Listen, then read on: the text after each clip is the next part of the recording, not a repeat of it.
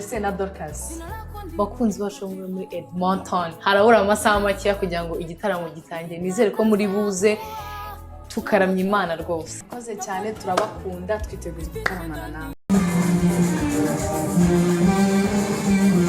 yego kuri mwe mwese mudahwema kudukurikira ku murongo wacu wa G7 TV Rwanda ndabashimiye mwese dukomeza no kwihanganisha umuvandimwe wacu cyangwa se mushiki wacu uwo bita Ishimwe Vestine nyuma y'amagambo cyangwa se icyo twakwita intambara y'amagambo imaze igihe kuri we ndetse igihe kitari gito cyane na n'ubu ngo bikaba gihari ariko ndagira ngo ku bakunzi be mwese dukomeze tumwerekeho kuko byagenda kose nta ntambara idahita nta n'imvura idahita uko byagenda kose bizarangira kandi nakomere ibiharimo nubwo bitoroshye nkuko manager we yabivuze ariko byagenda kose bizarangira kandi nta mvura idahita iyi ngiyi iragwa yagiye anyura muri nyinshi nyuma y'izo bamuvuze uko atwite nyuma y'uko ibindi bagiye bavuga nyuma yaho byose ntacyo byafashe n'ibi ngibi nabyo abantu bashobora kubivuga ariko nanone isaha n'isaha turabizi neza ko bizarangira kandi nawe uvuga cyangwa se ukaba ugenda uvuga ibindi bintu bitandukanye ndagira ngo nkwibutse ko byagenda kose nta gahora gahanze kandi si ntisakaye uyu munsi nshobora kunyagirwa ariko nawe ejo ukaba wanyagirwa gusa ibyo si byo bituzanye ahubwo icyo nshaka kuvuga ni ukubwira Vestine Ishimwe nk'abakunzi be ngo nakomere nihangane Imana akorera irabizi Imana yabahaye ijambo Imana yababambiye ihema Imana yagize uko bishobora abandi bakiringira amagare n'amafarasi ariko bo bakiringira Imana yo mu ijuru hahandi batubwiraga ngo hawa wanataja magari mengine wanataja mafarasi bali sisi tunalitaja hilo jina la Bwana bivuze ngo Imana mwiringiye rero n'ubundi uko byagenda kose Vestine ahumura ibi bihira bizi kandi yarabiteguye izi neza ko bizarangira uyu mwanya ikintu kituzanye nka G7 TV ndagira ngo dusubire ku rugendo rutoroshye Vestine na Dorcas bamazemo igihe kitari gito mu gihe kirenga ukweziho iminsi mike urugendo batangiye tariki 12 z'ukwezi kwa 10 2025 n'uyu mwaka bagiye muri Canada kugeza mu matariki arengaho 18 hafi aho ngaho ubwo bagarukaga mu Rwanda Vestine na Dorcas bahagurutse mu Rwanda tariki ya 12 ishyira 13 bagenda bagiye Canada mu bitaramo bise Yebo Concerts aba bashiki bacu bagenda bagiye mu ijoro ryo ku cyumweru bategura ibi bitaramo bya Yebo Concerts bagiye bafite ibitaramo bine harimo icyari kubera Vancouver aricyo cya mbere cyari kuba tariki 18 z'ukwezi kwa 10 2025 ndetse bakajya n'ikindi cyari kubera ahitwa Edmonton cyari kuba tariki 15 z'ukwezi kwa 11 2025 bakajya n'icyari kuba tariki ya mbere z'ukwezi kwa 11 2025 kikabera ahitwa Regina ndetse n'icyari kuba tariki 8 kikabera Winnipeg naho hose hakaba ari mu gihugu cya Canada aba bashiki bacu nubwo Satani akomeza kubatera imyambi myinshi baragiye bakora ibitaramo guhera ku gitaramo cya mbere cyabereye Vancouver bagize ubwitabire bwinshi hamwe no gusenga Imana ikora imirimo ikomeye dore ko mu bitaramo byose ari nacyo gitaramo kitabiriwe kurusha ibindi byose iki gitaramo ndetse n'ibindi byose ndagira nkubwire tumwe mu dushya mu ncamake y'ibitaramo byose uko ari bine ko byagenze ndetse nkwibutse n'imirimo y'Imana yakorewe hariya muri Canada nkwereke neza ko umusaruro wabo ndetse no kwitanga kwabo muri Canada byagize umumaro ukomeye nk'ibisanzwe na G7 TV cyo ngusaba no gukora subscribe ubundi tugakomeza Vestine na Dorcas bagiye haguruka mu Rwanda bagiye ku kibuga cy'indege bajyanye na Vestine Dorcas Irene nka manager wabo ndetse bari hamwe na Aisha ndetse n'umugabo wa Vestine Ishimwe gusa abo bose siko bari bagiye muri Canada ahubwo bari bagiye muri Canada harimo Vestine Ishimwe Kamikazi Dorcas ndetse na Irene cyangwa se muri Nahabi Irene ari nkawe manager wabo warujyanye nabo baragiye bakora imyiteguro bakora amarepetition bategura ibintu byose guhera ku gitaramo cya mbere cyabereye Vancouver ndagira ngo nkubwire tumwe mu byabayemo Vancouver baragiye tariki 18 z'ukwezi kwa 10 mwaka wa 2025 hari kwa gatandatu iki ni kimwe mu bitaramo bagizemo performance nziza cyane yo gushimira Imana mu baririmbyi mu bwitabire bw'abantu ndetse ahangaha hari naho bari banafite umushitsi wabanye nabo umenyerewe cyane muri diaspora nyarwanda, uwo bita Adrien Misigaro, usanzwe aririmba indirimbo zo kuramya no guhimbaza Imana. Uyu muhanzi yabanye nabo baririmba indirimbo zabo zimwe zamenyekanye cyane, harimo nk'Ihema, Nahawe Ijambo, Papa, Emmanuel n'izindi. Gusa bageze ku ndirimbo y'igitangaza Yebo, ari nayo bitiriye ibi bitaramo, bararirimba, yaba abana, abakecuru ndetse n'abantu bakuru, bose barahaguruka bahimbaza Imana kubera iyi ndirimbo ubona ko yamaze kwaguka ikamamara, yaba mu Rwanda, muri Afurika ndetse no ku isi hose, buryo usanga abantu bose bazi Vestine na Dorcas kuri uyu munsi indirimbo Yebo ari indirimbo bose bazi kandi bishimira kugeza uyu mwanya.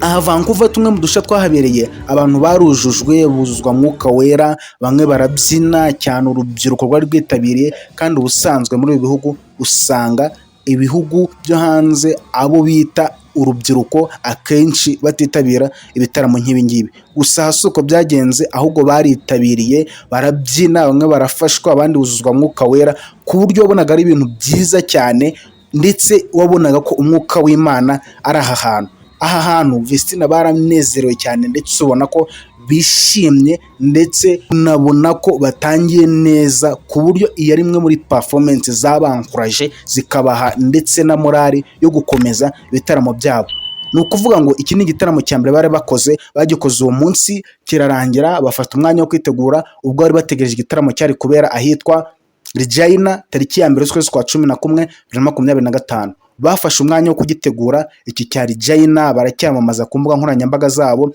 ndetse ubona ko abantu banari tayari biteguye bakurikije performance bari bagiriye i Vancouver. Ku itariki ya mbere ntihatinze baragiye bakora igitaramo, nabwo bakora igitaramo cyiza cyane, nubwo cyo kititabiriwe cyane, cyari cyabereye Vancouver. Abantu baraza, bamwe barabishimira, abandi baranezerwa. Gusa haza kuba mudushya, kuko Vestine na Dorcas ndetse na Murindahabi Irene ariwe manager wabo basohotse ku rubyiniro biruka, nk'uko nabo babyivugiye mu kiganiro cyabo, basohoka badasoje kubera impamvu z'umutekano. Nubwo batazitangaje, ariko bavuze ko ababazanye babonye birutse nabo bariruka. Hariya ahantu muri Canada ni ahantu akenshi hakunda kuba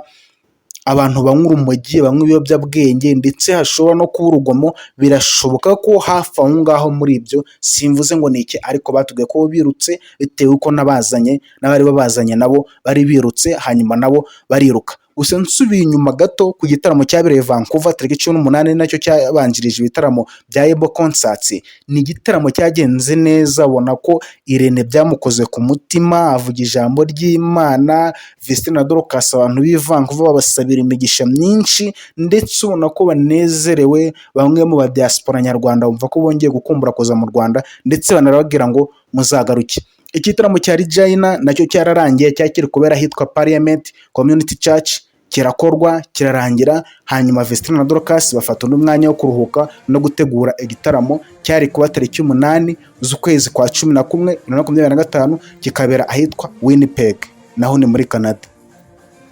Iki gitaramo barigiteguye, ndetse banashyira ku mbuga nkoranyambaga zabo yuko abantu bagura amatiki yabo. Gusa bitunguranye, mu gihe cyari kuba tariki 8 z'ukwezi kwa 11, hafi aho mu matariki 6 kuwa 4 ubwo cyari kuba kwa 6, basohoye itangazo mu buryo butunguranye, batubwira kubw'impamvu za tekinike cyangwa se kubw'impamvu zabo bwite. Baza kutubwira ko iki gitaramo kitakibaye, ndetse na bamwe mu bari baguze amatike bababwira ko amatike yabo bayabasubiza, bajya ku rubuga bari baguriyeho, yaba kuri website ndetse naho bari baguriye amatike bose, amafaranga yabo barayabasubiza. Iki gitaramo abantu benshi bagiye bakigarukaho, bibaza impamvu Winnipeg abantu batagiye kuhakorera iki gitaramo nk'uko bari bagisezeranyije abantu ku mbuga nkoranyambaga zabo zitandukanye, kuko bari banavuye mu Rwanda bavuze ko uko byagenda kose ari ibitaramo 4 bazakorera Canada. Gusa birangira iki gitaramo cya Winnipeg kitabaye.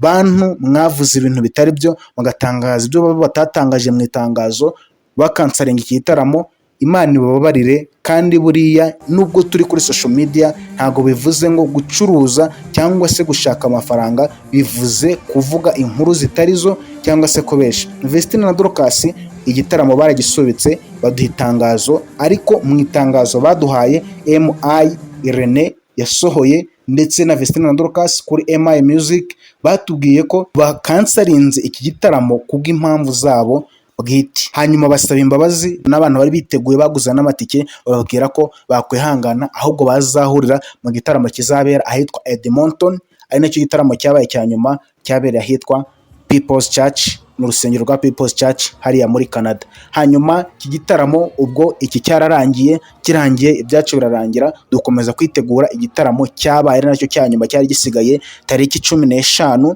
z'ukwezi kwa 11 umwaka wa 2025. Vestine na Dorcas igitaramo bayiteguye, badusaba imbabazi ko cyabaye, ndetse baza no gukora ibiganiro hagati, ariho batubwira bimwe ku bya Regina, batubwira uko byagenze kugira ngo bave kuri stage badasoje badasezeye. Ubwo nicyo bivuze bitewe n'impamvu runaka zari zihari, ariko nanone batubwira ko Edmonton bizagenda neza. Gusa hagati aho abantu bagendaga bavuga amagambo atandukanye, hari abavuze ko Vestine yaguye kuri stage ngo kubera inda, abandi bakavuga ko bagize ibibazo by'uburwayi, gusa benshi barabeshyaga, abandi bakagenda bahimba impamvu zitandukanye zatumye n'igitaramo cyari kubera ahitwa Winnipeg gisubikwa. Ariko bimwe muri byo ibyinshi byavuga ku mbuga nkoranyambaga, bamwe babaga batubeshya. Gusa nanone hari na ba bandi bavugisha ukuri mu gutangaza amakuru, bakomeje gutangaza ukuri, kandi uko byagenda kose ku mbuga zitandukanye biragaragara, umuntu aturavuga ngo ni bande. Vestine na Dorcas bakoze iki gitaramo cya Edmonton ku itariki 15 z'ukwezi kwa 11, kigenda neza cyane, yaba mu miririmbire, mu bikorwa, cyane ko naho bagizemo umushyitsi uwo bita Gentil Misigaro, nawe ukorera umuziki we rimwe na rimwe akenshi muri diaspora nyarwanda, nawe baza gutaramana ahitwa Edmonton. Baririmba indirimbo zisanzwe zo kuramya no guhimbaza Imana, ubwo bagendaga bacishamo n'amakorasi yo kuramya no guhimbaza Imana asanzwe akoreshwa mu nsengero, azwi cyane n'abantu, ayo twita popera, ndetse banashyiramo n'indirimbo zabo cyane kuko ari z'abantu bari banyotewe, batibagiwe indirimbo Yebo yamaze kuba agasongero ndetse ikirango kigaragaza icyo bita Vestine na Dorcas cyangwa se MI Music. Iyi ndirimbo ndagira nkwibutse ko uyu mwanya iri mu ndirimbo zimaze kurebwa na miliyoni zirenga 20, kuko ubu ngubu yarengeje 21 zose z'abayirebye, ni ukuvuga views 21 yamaze kuzirenza, ku buryo uyu mwanya henshi ku migabane yose y'isi yarahageze, ari nayo mpamvu ikundwa n'abantu benshi, kandi ikindi ikaba iri mu rurimi rw'igiswahili bituma yumvwa n'abantu benshi, hanyuma abantu bakarushaho kwikunda no kwisobanukirwa. Igitaramo cya Edmonton cyagenze neza, Vestine na Dorcas bategura kugaruka mu Rwanda nyuma ya tariki 15, hanyuma MI Music yose ipanga kugaruka mu Rwanda ari rwo rwa Gasabo. Gusa byaje gutungurana ubwo twaje kubona nyuma Edmonton, mbere yuko bakora igitaramo baje gukora ikiganiro, baganira bisanzwe nk'ibisanzwe, tubona ikiganiro cyanyuze kuri MI Empire, hanyuma nyuma yaho nibwo igitaramo cyabaye. Gusa ku muntu wese wakirebye yabonye imirimo y'Imana, navuga ko n'uwabirebye wese yabonye imirimo y'Imana, nubwo kititabiriwe cyane cya Vancouver, ariko iki gitaramo nacyo cyagenze neza cyane, ndetse umwuka w'Imana abantu nabo hamwe na Gentil Misigaro, igitaramo kigenda neza cyane ku rwego rushimishije. Imana ibana nabo, bategura bagaruka mu Rwanda, Imana ibana nabo, ndetse mu kugaruka haje kugaruka muri Ndahabi Irene, ndetse tubona na Kamikazi Dorcas. Ni ukuvuga itsinda ryagiye ari 3, tubona bagarutse ari 2. Hanyuma nyuma yaho ibirimo kuvugwa ku mbuga nkoranyambaga by'uko Vestine yatandukanye n'umugabo we, ubutumwa twarabubonye bwose bwanyuze ku rubuga rwa Instagram rwa Vestine, ndetse na muri Ndahabi Irene hari icyo yatangaje ku muyoboro we wa MI Empire. Nyuma yaho ndagira ngo tubwire Vestine ngo komera, wihangane, Imana uvuye kuvuga muri Canada hari abantu benshi bahindutse, ubutumwa bwageze henshi buraguka, imirimo y'Imana irakoreka muri Canada, abantu barakiza,